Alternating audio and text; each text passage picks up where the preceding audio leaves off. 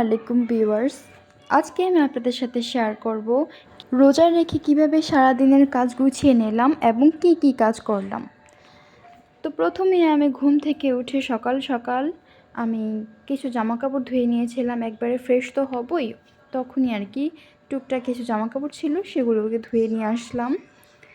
এবার সেগুলোকে রোদ দিয়ে তারপর আমি এখানে ঘর গুছিয়ে নেব। এখানে আমার আজকে চাদরটা চেঞ্জ করব, তো বিছানাটাকে তুলে তারপর চাদরটাকে চেঞ্জ করে দিয়ে নিলাম। দেখতেই পাচ্ছেন বিছানাটা তোলার পরে কত সুন্দর পরিপাটি লাগছে। আর এখানে আমার মেয়ে বসে বসে স্যারেলাক খাচ্ছিল, সেটাই রেখে চলে গেছে। এটাকে আমি রেখে দিব, এখন সে পড়তে বসেছে। তো এটা তাদের খেলনা, এটা মূলত আনা হয়েছে আমার ছেলের জন্য, যেন সে মোবাইল স্ক্রিন থেকে দূরে রাখতে পারি তাকে।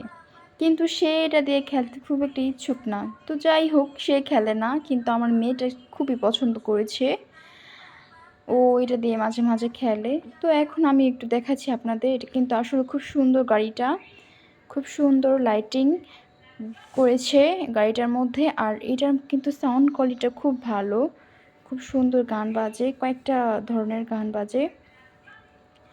তো এখন আমি আমার হাজব্যান্ডের যে জামা কাপড়গুলো সেগুলোকে গুছিয়ে নেব। এগুলো বেশ কয়েকদিন ধরে গোছানো হয় না, যেমন প্রায় তো অনেক দিন হয়ে গেছে এগুলো আর গোছানো হয় না। তো আজকে এগুলো সব সরিয়ে ড্রয়ারটাকে খুব ভালোভাবে পরিষ্কার করে তারপর এই জামা কাপড়গুলোকে গুছিয়ে নিলাম, এবং তার যে প্রয়োজনীয় জিনিসপত্র সেগুলোকে আমি খুব সুন্দরভাবে জায়গা মতো রেখে দিব। এখানে তেমন কিছু থাকে না, এই টুকটাক ঘড়ি, তারপর তার মার্কেট থেকে আসার পরে যা মানে রাখার থাকে সেগুলো থাকে, বাইকের কাগজপত্র, আইডি কার্ড, এগুলোই থাকে, এখানে তেমন কিছু থাকে না। আচ্ছা, এই রসুনটাকে দেখাই, এটা মানে আমি গিফট পেয়েছি। আল্লাহর যে কত মানে কুদরত, তার বান্দার জন্য যে কত কিছু তৈরি করেছে, কত যে নিয়ামত রেখেছে। এই রসুনটা কিন্তু মানে দেখতে একটু ভিন্ন, ভিতরে মানে সাধারণত রসুনের মধ্যে যেমন কোয়া থাকে, এটার মধ্যে একদমই কোয়া নেই, এটা একদম আচারের মতো ভিতরটা, আর কালো।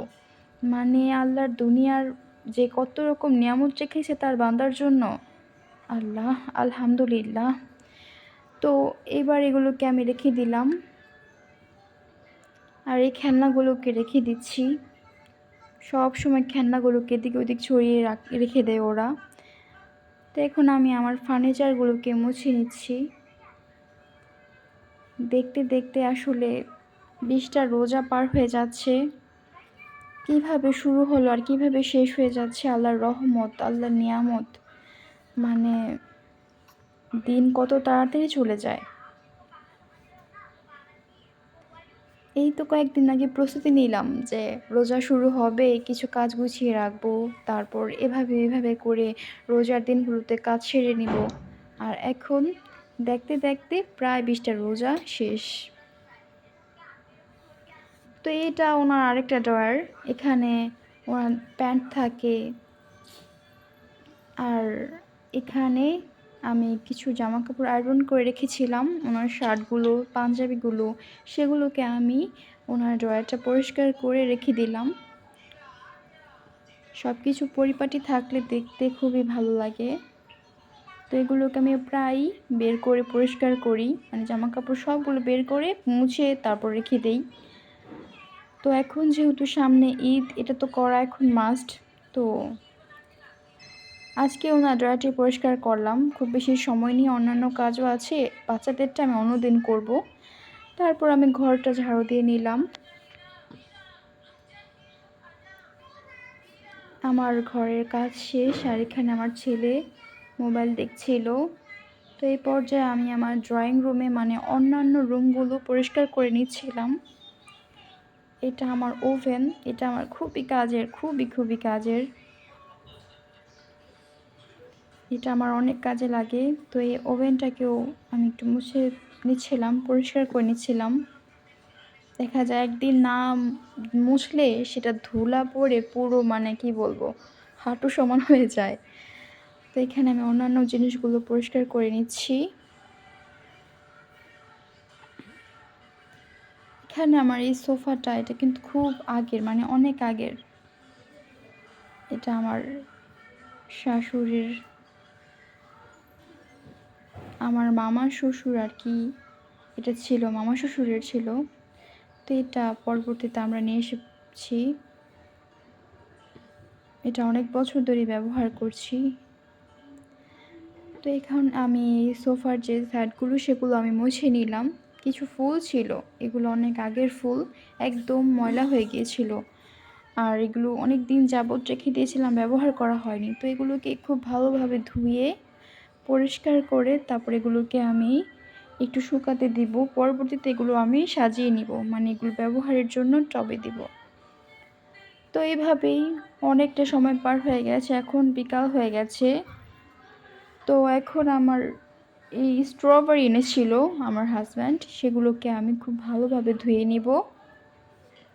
তো স্ট্রবেরি কিন্তু সাধারণত নর্মাল পানি দিয়ে ধুলে কিন্তু পরিষ্কার হয় না। এগুলো মানে মনে হবে দেখতে পরিষ্কার হয়, কিংবা মনে হয় যেমন পরিষ্কার হয়ে গেছে, কিন্তু আসলে কিন্তু তা না। আপনারা নর্মালি ধোয়ার পরেও যদি এভাবে করে ধোন না, তাহলে বুঝতে পারবেন যে আসলে কতটা ময়লা রয়ে যায়। তো স্ট্রবেরি সবসময় ভিনেগার আর সোডা দিয়ে ধুয়ে নেবেন, তাহলে খুব সুন্দরভাবে পরিষ্কার হয়। আমি এখানে স্ট্রবেরিগুলো কিছু ভিনেগার, মানে একটু ভিনেগার 1 মুখার মতো দিয়েছি, তারপর দিয়েছি বেকিং সোডা। এগুলোকে আমি 5 মিনিট রেখে দিব। 5 মিনিট পর এগুলোকে আমি খুব সুন্দরভাবে ধুয়ে তারপর রেখে দিব। তো এখানে আমার হাজব্যান্ড এর সাথে পেয়ারা এনেছিল। তো এই পেয়ারাটা খুবই সুন্দর দেখতে, আমার পেয়ারা খুবই ভালো লাগে। তো এটাকে আমি ধুয়ে কেটে কুটে তারপর এটা একটু মাখা করব। এটাকে আমি একটু বিট লবণ আর একটু শুকনো মরিচের গুঁড়ো দিয়ে মাখা করে রাখলাম।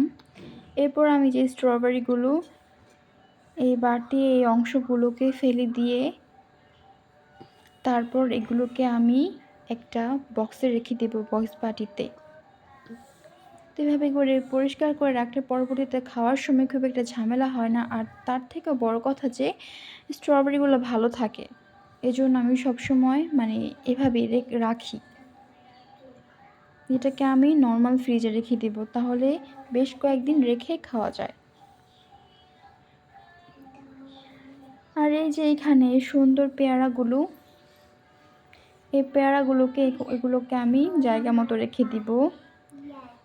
তো এখন আমরা আজকে একটা জায়গায় ইফতারি দিব, সেজন্য আমি এখানে কিছু ইফতারি আলাদা করে রেখে দিচ্ছি, মানে প্রস্তুতি নিয়ে নিচ্ছি এগুলো দেওয়ার। এখানে আমি গাজরের হালুয়া বানিয়েছিলাম, খুব ঝরঝর একটা হালুয়া, মানে এটা খেতে কিন্তু খুব মজা হয়েছিল, খুব টেস্টি হয়েছিল। তো এটা যেহেতু বানিয়েছি, এটাও দিয়ে দিচ্ছি সাথে। সাথে অন্যান্য কিছু থাকছে, এগুলোকেও আমি দিয়ে দিব। প্লেটগুলো সাজানো শেষে এখন আমি চলে গেলাম আবার রান্নাঘরে আমার থালাবাটিগুলো ধুয়ে নিব। এরপর যে থালাবাটি কিছু ধুয়ে রাখলে পরবর্তীতে আমার আর চাপ পড়ে না, মানে অল্প অল্প করে ধোয়া হয়ে যায়। এগুলো রান্নার পরে রয়ে গিয়েছিল, মাঝখানে আরও কিছু ধোয়া হয়েছিল। তো ওইগুলোকে ধুয়ে নিয়ে এখন আমি ইফতারির যে অন্যান্য প্রস্তুতিগুলো নেওয়ার সেগুলো আমি নিয়ে নিচ্ছি, আরও যা যা করার সেগুলো করে নিচ্ছি।